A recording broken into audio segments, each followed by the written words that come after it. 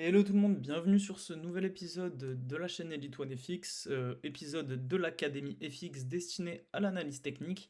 Aujourd'hui on se retrouve donc pour parler des candlesticks, ou plus communément appelés les chandeliers japonais, donc qui sont des représentations des graphiques. Donc comme vous pouvez voir sur ce graphique, voilà, ceci est un chandelier japonais, ou alors aussi appelé candlestick, et on va donc aujourd'hui essayer de comprendre comment les lire, comment les interpréter et ce qu'ils signifient.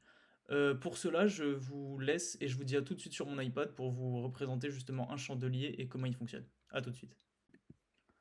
Donc nous voilà sur mon iPad, donc je vais vous représenter justement les différents types de bougies. Globalement, je vais juste vous montrer en fait comment la bougie haussière ouvre et clôture et comment la bougie baissière ouvre et clôture également.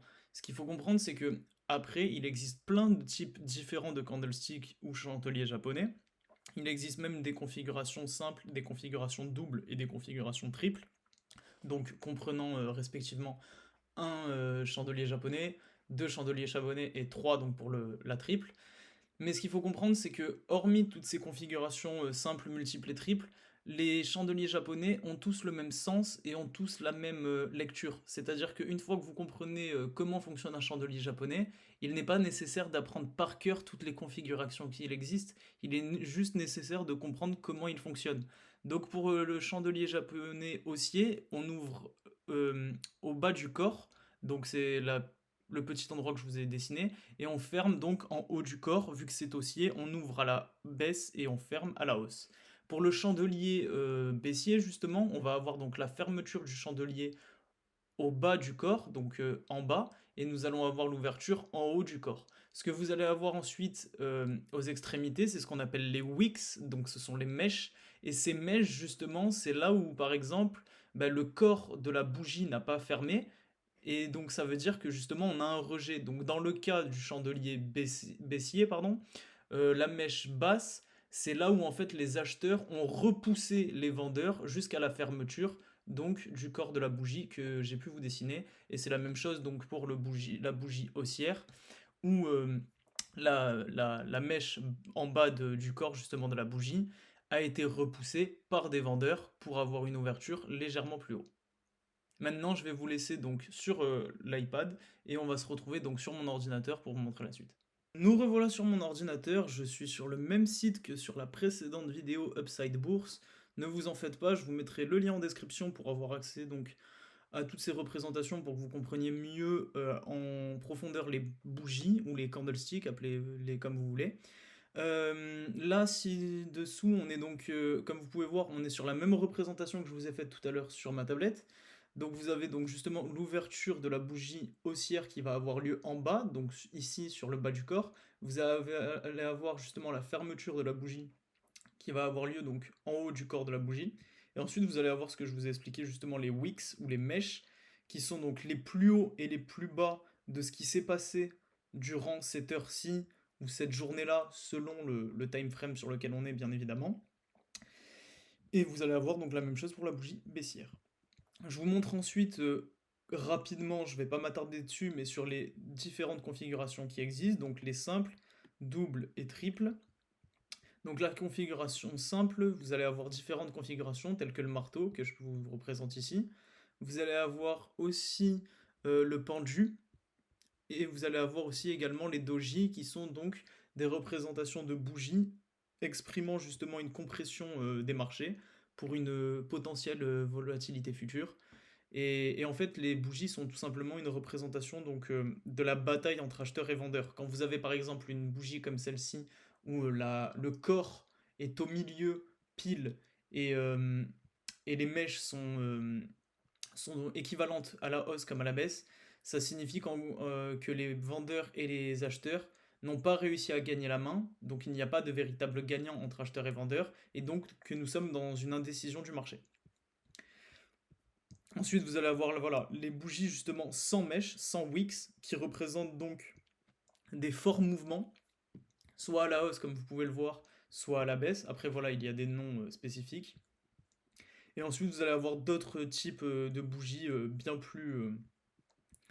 bien plus répandu. Vous allez avoir également les configurations doubles, où vous allez avoir justement une bougie qui avale la précédente. C'est quand donc la première est plus petite que la seconde étant donc plus grande que la première. Elle avale le précédent mouvement pour créer un mouvement à l'inverse de ce qui en était, donc un mouvement soit baissier, soit haussier. Je vais juste aller maintenant sur les configurations triples pour vous montrer rapidement. Et ensuite, je partirai sur mon graphe pour vous montrer deux trois candlesticks. Voilà, ensuite, vous allez donc avoir des configurations triples, comme les étoiles du soir ou les étoiles du matin, caractérisées par un gap entre deux bougies, pour ensuite avoir le mouvement inverse. Voilà, vous voyez, là ici, on a également la même chose. Donc, on a eu l'étoile du soir qui est une suite ensuite baissière, et ensuite nous avons une étoile du matin qui est à la baisse pour ensuite avoir une suite haussière.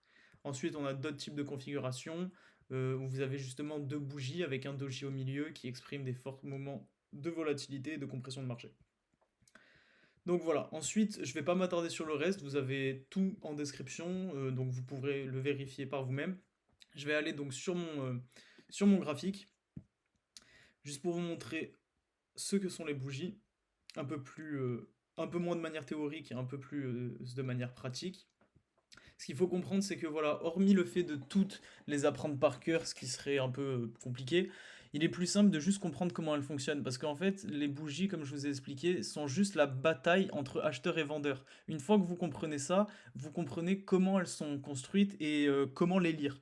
Par exemple, si je vous prends donc, on va faire une petite zone pour pas se perdre. Si je vous prends cette grande bougie blanche que vous voyez là, qui est une bougie haussière. Nous sommes donc sur l'euro-dollar et nous sommes en 4 heures. Donc cette bougie a été composée sur du 4 heures. Elle a ouvert ici, vu que c'est une bougie haussière, donc elle a ouvert en bas, elle a ouvert ici à 18 heures et elle a fermé donc 4 heures plus tard à 22 heures ici. Si je peux remonter le marché, voilà, je vais remonter donc en baissant mon échelle de temps. Donc voilà. Et je vais même m'abaisser à du 15 minutes pour vous représenter un peu plus le mouvement. Voilà. Donc en venant ici sur la bougie comme j'ai pu vous montrer en 4 heures, si on prend justement le mouvement, vous voyez que vers les 18 heures, donc le début de la bougie des 4 heures, nous avons commencé à avoir cette hausse qui a explosé.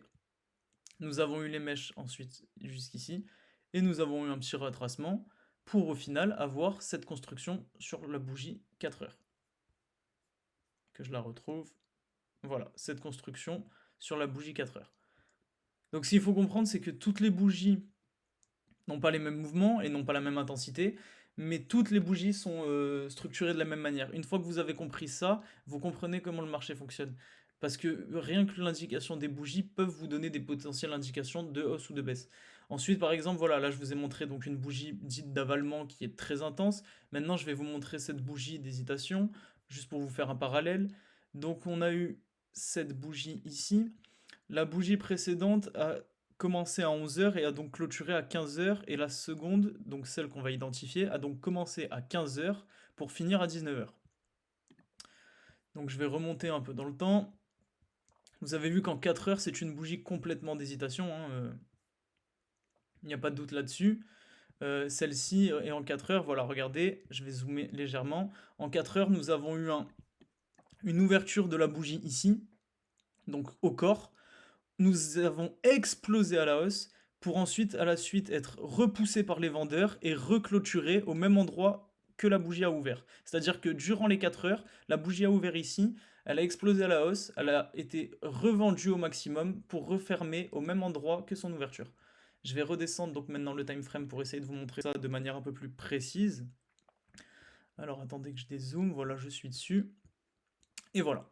Donc, comme je vous ai dit, c'est la bougie de 15 heures. Donc, la bougie a ouvert à 15 heures et elle a fermé à 19 heures. Donc, si je prends les 15 heures, c'est ici. Donc, la bougie a ouvert ici. Et la bougie a fermé à 19 heures, qui est ici. Donc, vous voyez, nous avons exactement comme je vous disais, nous avons ouvert donc ici. La bougie a ouvert ici. Nous avons explosé à la hausse. Nous avons ensuite eu un rejet baissier pour clôturer au bout des 4 heures au même niveau que notre ouverture. Donc décomposé, nous avons un mouvement haussier puis baissier.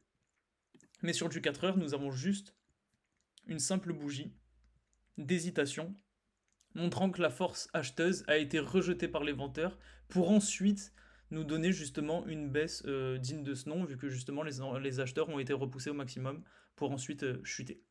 Donc cette simple indication, même si elle n'est pas suffisante, aurait pu nous laisser penser qu'une chute allait avoir lieu juste après. Bien sûr, c'est à complémenter avec d'autres éléments pour prendre position. Voilà, c'est tout pour cette vidéo. Je vous mets le lien donc pour avoir accès au chandelier dans la description. N'hésitez pas à vous abonner à mes réseaux sociaux. N'hésitez pas aussi à aller sur mon canal Discord où je partage des analyses de crypto-monnaies et un peu mes pensées sur les marchés. Et je vous dis à très vite dans le prochain épisode. Ciao ciao.